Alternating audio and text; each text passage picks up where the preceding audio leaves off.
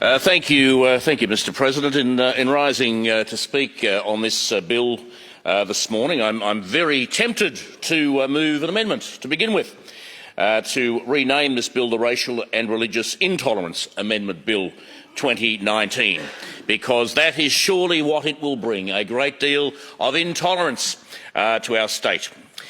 Now, I begin by making an admission, a confession, if you will, if I can use that term, and offer an apology to this House. When Ms Patten came into this Parliament, she first came in, I thought she was a libertarian. I thought she was a believer in civil rights. I thought she was a believer in people's freedom. In fact, I thought she might have believed in freedom a little too much in certain instances. But I was wrong. I was wrong. God, was I wrong.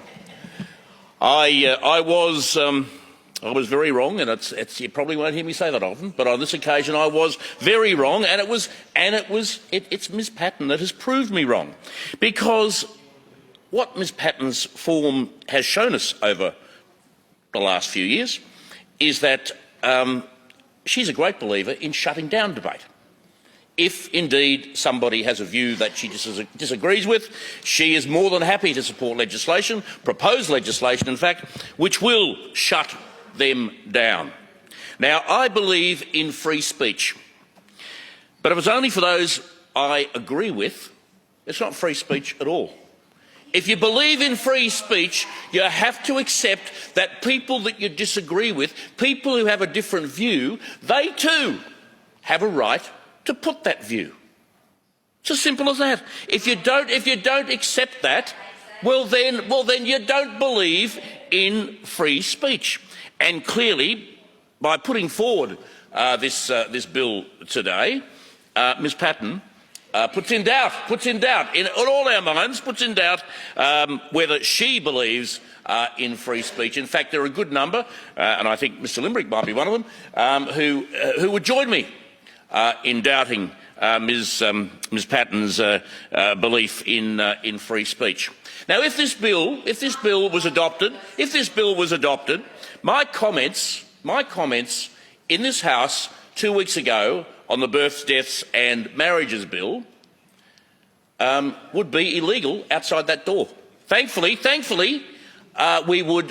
we still have parliamentary privilege in here. But if I went outside, under this legislation, if I went outside and I said that I am strongly of the view, and I am strongly of the view, that there are only two genders, male and female, that could very easily be construed by a good number of people as offensive, as vilification, as all the sorts of things that Ms Patten is describing. Indeed, under this legislation, if I express the view as subscribed to by, I reckon, 99.9% of Victorians, that there is only two genders, or there are only two genders, I could be under this legislation picked up and taken away.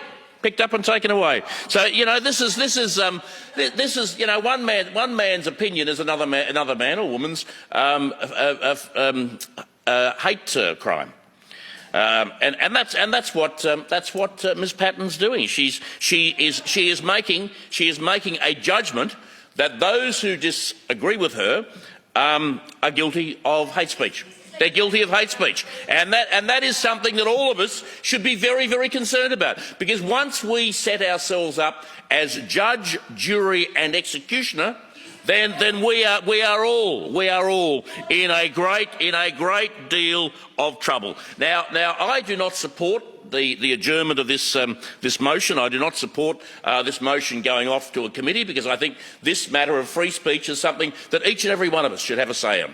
This is far too important to be shuffled off to a back room to some committee of lower house MPs that perhaps none of us have actually heard of.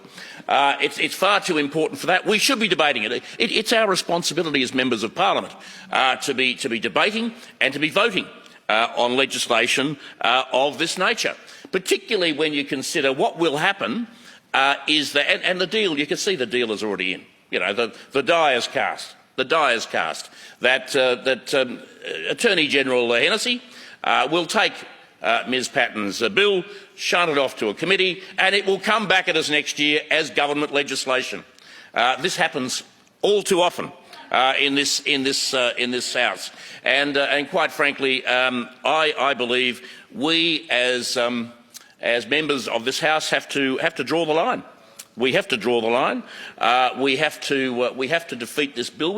We should vote on this bill today, and we should defeat it. We should defeat it. If members believe in free speech, they will vote against this bill. I do believe in free speech. I do believe that people who have a different view to me have the right to express that view. That is my fundamental belief, that people who do have a different view to me have the right to express that view. For that reason, I vigorously oppose this bill, and I sincerely hope that each and every member of this House will do likewise.